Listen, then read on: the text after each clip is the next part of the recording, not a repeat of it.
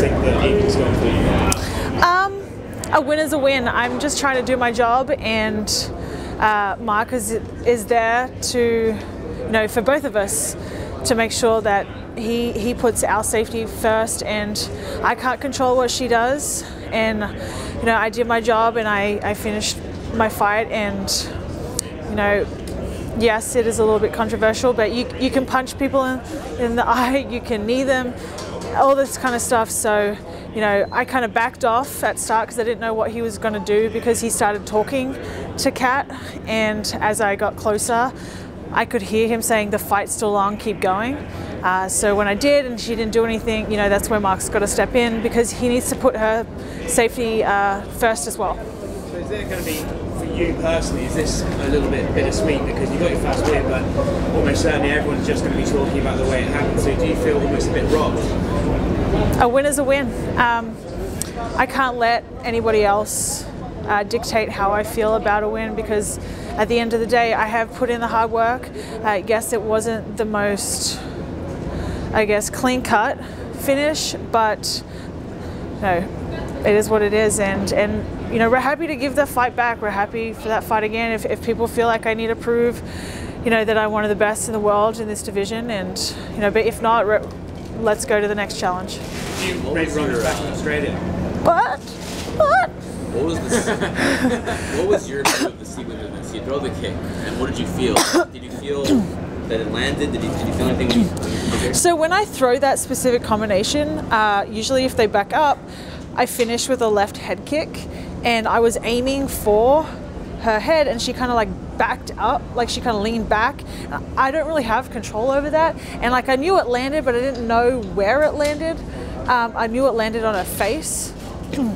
And I was ready to follow up with some heavy strikes, because that's how we kind of planned it, and that's how our game plan worked. And the way it happened, she kind of backed away, and the way she did it, kind of like I was like, oh, this, like, she's hurt, like bad. And then I could see Mark kind of hovering around. I was like, oh, okay, what's going on? And then when I heard him say, "There's not, nothing's happening, like keep going," I was like, okay, well, I have a job to do as well. So it's kind of surprising in the halfway. You didn't think it landed that much to hurt in the moment. Yeah, I throw you throw to hurt your opponent. It's MMA. It's two people locked in a cage trying to beat the shit out of each other for money. But yeah, I try. But I'm just trying to do my job, and really, our goal was just to react and just flow, have fun out there, kind of bring a little bit of gangster Megan out, and just flow. And that's what we did. We kind of, we were expecting her to pressure and come at us like hard early, which she didn't, which was actually surprising. But we got the win. Do you think maybe your length surprised her on that sequence? Because yeah. It kind of came out. It seemed like she was not expecting the kick at all. Well, people don't understand, like my coaches and my team understand, like the range is different.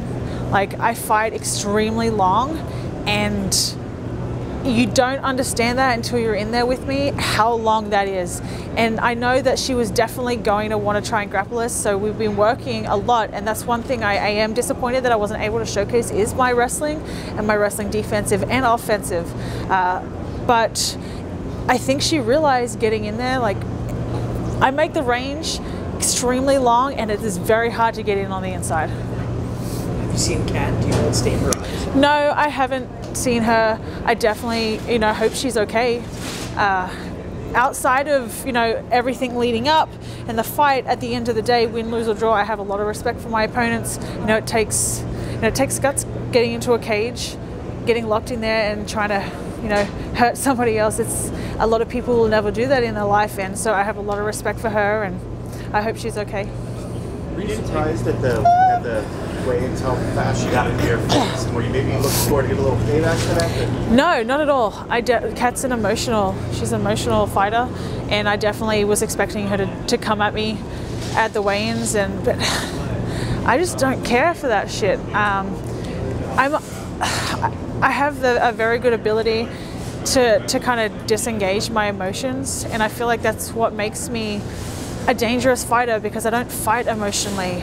I go into a you could say like a deep dark place that kind of is scary to some people. So when I get into that zone, it's, you know, and I was trying to be able to showcase that a little bit more in the fight, but you know, once I get there, it's a bad time for my opponent.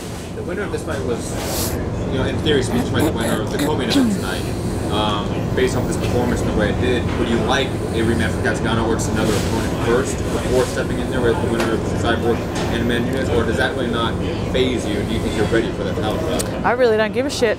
If they want me to fight Cat again and prove something, that's fine. If they want me to fight somebody else, we'll fight them. If they want me to fight the winner, we'll fight them. Like, I don't really freaking care. Like, let's sign featherweights. If you want me to fight somebody else, let's actually sign some featherweights. If you want me to rematch with Cat and prove something more, then let's do that as well. Like, I really don't care. I just want to fight.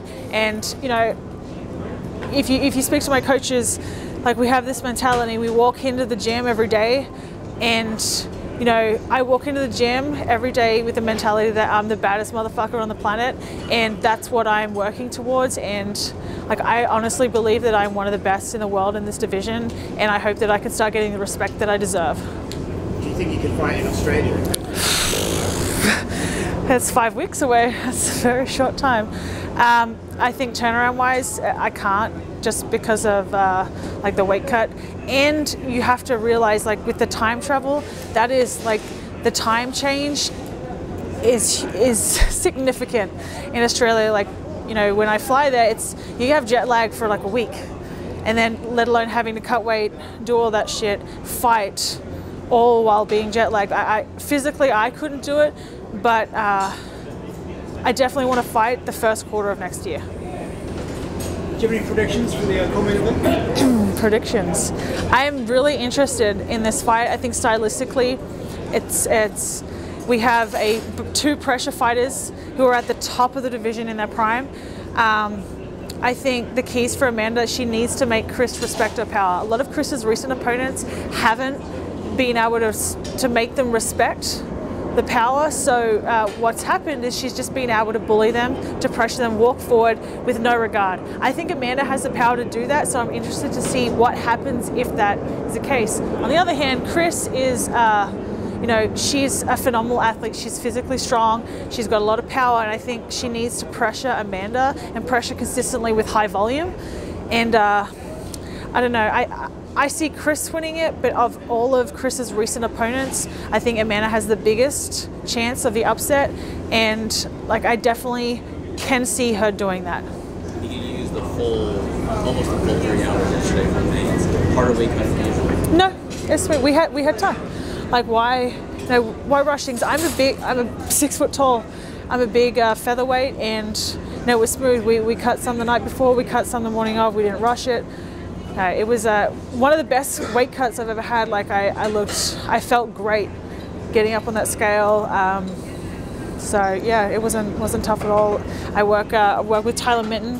I know he's worked with a lot of other fighters, and he is, in my opinion, one of the best at what he does. And you know, it was the smoothest, and I feel amazing today.